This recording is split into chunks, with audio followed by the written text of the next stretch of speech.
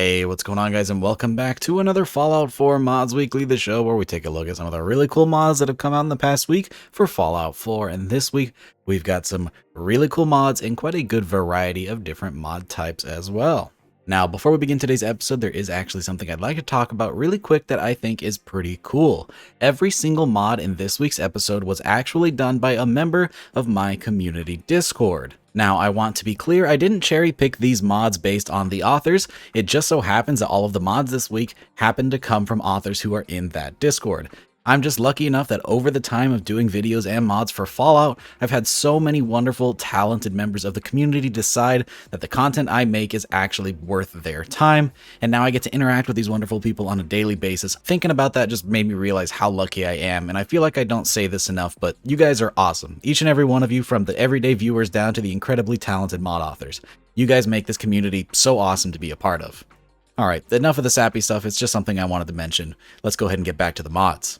Now, the first mod this week is one that I'm super excited for, as I've seen the development of it over on that community Discord we talked about earlier, and that is the Gamma Gun Replacer by Micalov. This is going to be a super cool rendition of the Gamma Gun in the vanilla game that has been completely redesigned with a new aesthetic. Now, don't get me wrong, I think the original Gamma Gun design was really cool, but if I'm being honest, I think I like this new one a lot more. And the idea behind this one is that the Gamma Guns are now made out of repurposed laser rifles, which just makes a lot of sense, taking an existing weapon and modifying it to suit a new purpose, which in this case is dealing out tons of radiation damage. The fusion cells on the laser rifle have now been replaced with a new gamma battery, and there's a ton of new parts added onto this thing. It uses a lot of nif-bashed assets, and I think this model came together really well. And apparently this is actually a very lore-friendly rendition of the Gamma Gun, considering that in the questline where you obtain Lorenzo's artifact, it's actually stated that this is supposed to be a modified version of the laser gun, so this mod actually makes it just a tad bit more lore-friendly. Now, functionally, the weapon is going to perform a lot like your standard laser rifle, at least in terms of animations and how you utilize the weapon, but of course it's going to have that gamma twist, shooting out the Gamma Gun projectile and dealing mostly radiation damage, though there are a couple of modifications that will allow you to get a little bit of ballistic damage out of it as well. Now, I know typically we don't talk about the full attachment breakdown in Mods Weekly, but there's not a ton for the Gamma Gun replacement, and I do want to talk about some of the cool changes that make the Gamma Gun a bit more useful. For starters, there are no capacitor add-ons. I would love to see an addition to this to maybe boost some of the damage just a little bit, but who knows, maybe that'll come in an update. For barrels, we have the short barrel, the electric signal carrier antenna, which is going to add a little bit of energy damage to the radiation damage. And then we have the signal repeater, which will actually allow this thing to go full auto. We do have a handful of grip and stock options. We have the standard grip, the sharpshooter's grip, and the stock, so we can actually turn this thing into a rifle. And then we do have the option to change out the dish from no dish to standard and deep dish. I don't see a reason to ever put on the no muzzle option, considering this drops your radiation damage to almost nothing and makes this weapon pretty much useless. Altogether, I think this mod makes for a much needed upgrade to the Gamma Gun, not only visually but functionally as well. This is definitely one that I recommend picking up, and it'll be linked down in the description below along with all the other mods in this video. The next mod we're talking about today is a bite-sized little armor mod, and that is going to be the Wasteland Legionary Outfit by justreddz. This is going to be a super cool wasteland scrappy armor that I think fits very well in the Fallout universe. One, because of the actual aesthetic of this mod. It's made completely out of scrap materials like license plates and road signs, and even the main armor portion is made out of scrap tires that have been sewn together to make a new chest piece that could probably withstand some pretty heavy melee hits. On top of that, the Legionnaire aesthetic of this thing, while it may not make a ton of sense in the Commonwealth, definitely fits at least in some part of the Fallout lore, because we do have an entire Legion faction over on the West Coast that has armors just like this.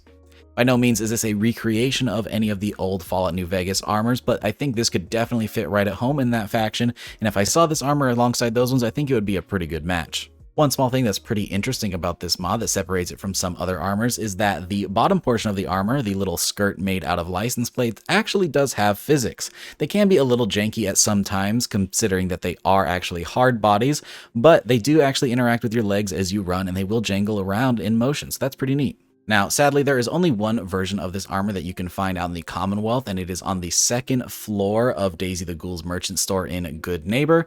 I do wish this was added to the leveled list of raiders. I think this would be pretty cool to see raiders running around wearing this Legionnaire outfit. All the road signs and all the scrap metal make it make a lot of sense in my opinion. But even still, without the leveled list, this is still a pretty cool armor, and one that I'd highly recommend checking out. The next mob we're checking out is actually a patch, but it's a pretty dang cool one. It's known as the Service Rifle West-Tek Optics patch by Clemdiddly, who happens to be one of my wonderful patrons. This mod is going to add all of the optics from my West-Tek Optics mod onto the Service Rifle. Now, which Service Rifle, you might be asking, the Wasteland Melody one or the Deadpool one? The answer is actually both. There are two patches available in the files, one for the Deadpool Service Rifle and one for the Wasteland Melody Service Rifle, and it even works with the SREP Redux mod. And I have to say, I really like these optics paired on the service rifles. Either mod, whichever one you prefer, I think these optics fit pretty dang well, considering that both the weapon and the optics included in this mod are very lore-friendly additions. All of the optics are lined up perfectly and will work as soon as you download the mod, no need for adjustments. One thing I do like especially about the Wasteland Melody version is that there are two different variants of the optics you can put on. There's the one that attaches to the standard Picatinny rail, and then there's even one that will mount onto a carry handle for a more vintage look. I do wish that that was added to the Deadpool's version of the mod, considering that that is my service rifle of choice, so who knows, maybe we'll see an update down the road. Regardless, this is a super cool addition to the service rifle to beef up the attachments for some more lore-friendly options. So great work, Clemdiddly. Can't wait to see what you do next. The next mod we're talking about today is also a nice additive mod that's going to spruce up the marine armor from the Far Harbor DLC, and that is the Marine Armor Paints Pack by ShanicTheMEme. This mod is going to add a ton of new camos, paint colors, and even some cool metallic options to the marine armor from the Far Harbor DLC. That's something that I think this armor needed drastically. When the armor came out, I remember everybody fell in love with it. It was the coolest, most militaristic style of armor we'd ever seen in a Fallout. But the only bad thing about it was that it was always blue, and it didn't quite fit with everybody's aesthetic. If you were playing as a Minuteman, then it totally worked, but if you were just about any other faction, it looked a bit off-putting. And so all anybody ever wanted was the ability to recolor this thing, especially considering that the vanilla combat armor even had the ability to be recolored. And now there is a mod that does just that, and I've got to say, not only do all of these new textures look absolutely excellent, there's a ton of options to choose from. When you head over to an armor workbench with this mod installed and you grab your marine armor, there is now a new color section where you can choose a handful of different options, and they're all nice and put in alphabetical order. We have black, bronze, brown, crimson camo, desert camo, digital camo, gold, gray, light gray, marine, multicam, navy blue, olive drab, platinum, red, silver, tan, white, winter camo, and woodland camo. And I've got to say, this entire mod is worth downloading just for the ability to change this thing to olive drab, because that's all I ever wanted from the base game. Downloading this mod isn't going to do a lot to the marine armor stats, but boy, it sure is going to help out the aesthetic and allow you to mix and match these paints in any way you want to better suit the faction of your choice, or even make your own unique look. Another cool thing that's really awesome about this mod is that ShanicTheMEme has actually included an optional file for mod authors that includes all of these textures so you can use them in your own armors or weapons, and I think that's super awesome.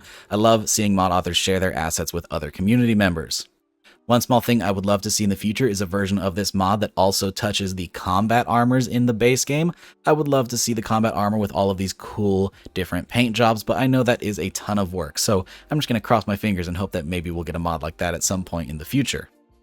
Now, the next mod we're checking out is a very interesting little weapon mod known as the Institute Covert Ballistic Pistol by Micalov. He actually got a double feature this week, and I've got to say, it's definitely worth it because this new Institute pistol is super cool. I have seen attempts in the past to try to make a ballistic firearm for the Institute, but I think this mod is one of the best interpretations of an Institute ballistic weapon that I've ever seen. This pistol is very cool and uses a lot of vanilla assets in a very clever way, so it's going to fit the unique aesthetic of Fallout 4 while still saving on space, which is really cool. On top of that, because it is all vanilla assets, it's going to take on any retextures that you download for the Institute weapons. So on screen I actually have a black Institute weapon retexture, and I have to say I think it looks beautiful on this weapon.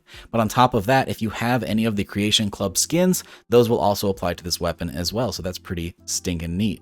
Despite being made of entirely vanilla assets, this weapon looks incredible. I can't see any stretched UVs and everything just looks like it belongs in the game, so that's really cool. Additionally, this weapon does use the default deliver animations, which I have to say do clip a little bit with the bulky weapon that we have here, but you can download any deliver animation replacers and they will just work on this weapon. So the one that I'm using is War Daddy's one-handed animations, and I think that those look fantastic with this thing. Now, functionally, this weapon is pretty interesting. It is a ballistic firearm and it does use the 38 ammo, but you may notice that when you fire this weapon, there's a little bit of an electrical discharge every time you pull the trigger.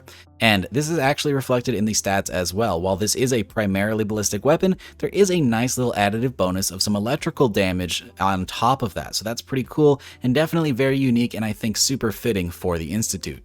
Now, if you want to get your hands on this weapon, sadly it is not added to the leveled list. Instead, you'll have to craft it over at the chem bench, or you can buy it from the Institute vendor, or even find a couple of static spawns laying around the Institute area. I would love to see an update to this mod that does add this to the level list so you can actually see synths and other Institute members running around with this pistol, but who knows, we'll just have to wait and see, and hopefully that gets added at some point in the future. Now, really quick before we move on, let's go ahead and talk about the attachments for this weapon, as there's not too many, and it's pretty easy to go over in a short amount of time. First of all is the receiver section, where we have standard all the way up through advanced, which are of course going to give you basic damage upgrades. Now, while I love dedicated weapon rolls, I think I would love to see an automatic version of this weapon. I think that would be a lot of fun. Then for the barrels, we have the short and extended barrel, and that is all. For the grips, we have standard, comfort, and sharpshooters, but they make no visual changes to the weapon. For the magazine, we have standard, large, quick eject, and large quick eject, and there actually is a nice custom magazine there using the Institute parts that I think look really, really cool. And then for the muzzle, there actually is no muzzle option. One thing I would like to see more for this weapon is a little bit more in the muzzle area, maybe some other extended barrel options, and definitely some optics. That being said, this is still a wonderful little weapon mod and definitely a very unique one, so I do recommend that you go and check it out. And finally, that's going to take us to the last mod this week, which is a wonderful new shotgun known as the Streetsweeper by Cadavver. This is going to be a wonderful rendition of the Striker shotgun from real life with a nice lore-friendly aesthetic that definitely fits in Fallout 4. Now, we did actually do a breakdown of this weapon earlier in the week, so if you want to check that out, you can go over to the channel and watch that video. That'll be a full breakdown including all of the attachments and all of the unique locations, and of course a wonderful damage test to see how this weapon actually performs. But for a very basic rundown, this is going to be a wonderful new lore-friendly shotgun with leveled list integration, a ton of custom animations considering the very unique reload for this weapon. If you're not familiar with the Striker, this is actually a semi-automatic shotgun, but it has a rotating cylinder with a 12 round capacity, so you can load this thing up with shotgun shells and fire them very, very fast at the cost of a very lengthy reload. The base damage for this thing is higher than the vanilla shotguns, however you can tweak that over at the weapons workbench as there are some included damage modifiers, but the lengthy reload definitely makes all of this damage the thing can spew out very costly. Like I said earlier, there are a handful of uniques that you can hunt down. They won't have too many custom effects, but they will have some unique skins, so if you're into that kind of a thing, or you just like treasure hunting, that definitely is a nice little bonus with this mod. And of course, there are a handful of attachments for this weapon that can allow you to customize it to suit different playstyles, including different ammo types that are very interesting, like heavy slugs, dragon's breath, and even some explosive rounds. Altogether, this is just a super, super fun shotgun. I know some people aren't going to love the lengthy reload, but that's what balance is all about. It may be cumbersome, but it sure is a lot of fun, and I gotta say, I've always liked the Striker design, and seeing it in Fallout 4 just makes me happy. With that though, we're gonna go ahead and wrap things up. I hope you guys enjoyed the mods this week. I know I did, and all of them again will be linked down in the description below, along with Xbox links if there are any available. With that, I hope you guys enjoyed the video. If you did, be sure to drop a rating. It really helps the channel out. And consider subscribing if you haven't already for more videos just like this. We do mods weekly every single week, so stay tuned for the next episode. Big shout out as always to all of my wonderful patrons, and a special thank you to Captain Chaos, Helljumper, Indecisive Wolf, Jackie, Noid, John Moreland, Cushy, Logan Rigmated, Microhan, Moonlit Gamer, Official Z Fexer, Feed, Timmy76, Youth RC, and Voider for joining that tier 3 Patreon membership. You guys are so generous, and oh my, there sure are a lot of you now. If you'd like to support the channel over on Patreon, you can do so using the link down in the description, but it's completely optional. Thanks again for watching, guys, and I hope to see you all in the next one. Peace!